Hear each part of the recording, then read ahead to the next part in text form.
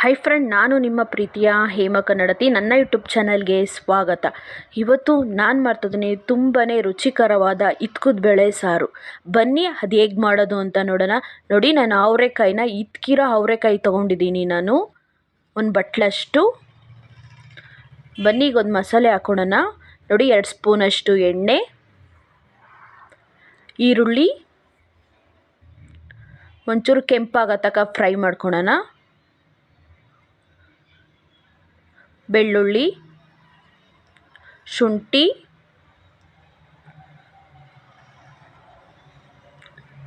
ಎರಡು ಲವಂಗ, ಒಂದು ಸ್ವಲ್ಪ ಚಕ್ಕೆ, ಒಂದು ಟೊಮೊಟೊ ಮೆತ್ತಗಾಗೋ ತನಕ ಫ್ರೈ ಮಾಡ್ಕೊಳ್ಳೋಣ.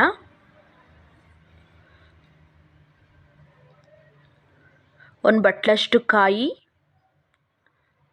ಈಗ ಚೆನ್ನಾಗೆ ಮಿಕ್ಸ್ ಮಾಡ್ಕೊಳ್ಳೋಣ. 1 ಸ್ಪೂನಷ್ಟು ಕಡಲೆ, 1 ಸ್ಪೂನಷ್ಟು ಗಸಗಸೆ. ಈಗ ಚೆನ್ನಾಗೆ ಫ್ರೈ ಮಾಡ್ಕೊಳ್ಳೋಣ. 1 ಸ್ಪೂನಷ್ಟು ಜೀರಿಗೆ,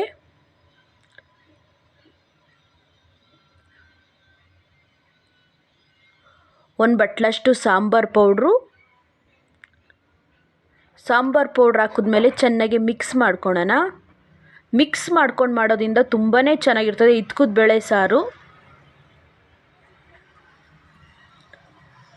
ಈಗ 1 ನಿಮಿಷ ಆರಕ್ಕೆ ಬಿಟ್ಬಿಡೋಣ. ನೋಡಿ, ಆರಿದೆ.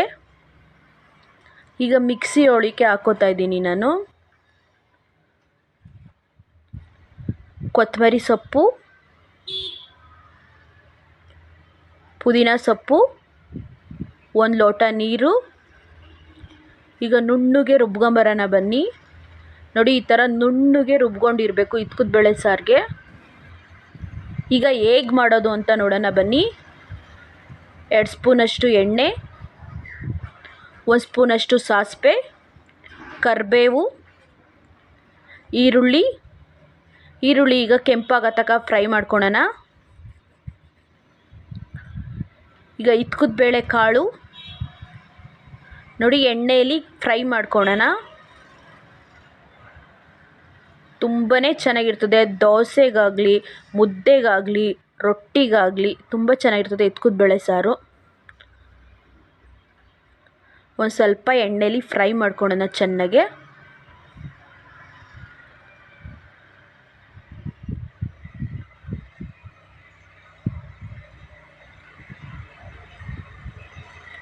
ರುಬ್ಬಿಟ್ಕೊಂಡಿರೋ ಮಸಾಲೆ ಹಾಕ್ತಾಯಿದ್ದೀನಿ ನಾನೀಗ.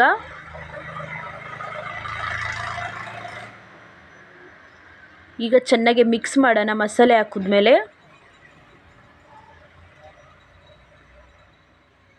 ನಿಮಗೆ ಗಟ್ಟಿಗೆ ಬೇಕಾದರೆ ಗಟ್ಟಿಗೆ ಮಾಡ್ಕೊಳ್ಳಿ, ತೆಳ್ಳಗೆ ಬೇಕಾದರೆ ತೆಳ್ಳಗೆ ಮಾಡ್ಕೊಳ್ಳಿ. ತುಂಬ ಚೆನ್ನಾಗಿರುತ್ತೆ ದೋಸೆಗಾಗಲಿ ರೊಟ್ಟಿಗಾಗಲಿ. ನೋಡಿ, ನಾನು ಲೋಟದಷ್ಟು ನೀರು ಹಾಕ್ತಾಯಿದ್ದೀನಿ. ರುಚಿಗೆ ತಕ್ಕಷ್ಟು ಉಪ್ಪು.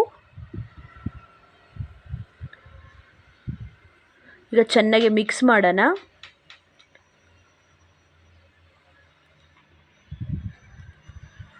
ನೋಡಿ, ಈ ಹದಕ್ಕಿದ್ರೆ ಸಾಕು. ಸಾಂಬಾರು ತುಂಬ ಚೆನ್ನಾಗಿರ್ತದೆ.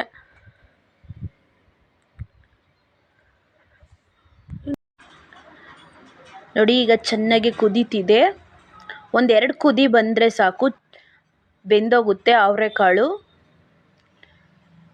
ಈಗ ಕೊತ್ತಂಬರಿ ಸೊಪ್ಪು ಹಾಕ್ತಾಯಿದ್ದೀನಿ ನಾನು. ನೋಡಿ, ಕೊತ್ತಂಬರಿ ಸೊಪ್ಪು ಹಾಕಿದ್ಮೇಲೆ ಚೆನ್ನಾಗಿ ಮಿಕ್ಸ್ ಮಾಡೋಣ.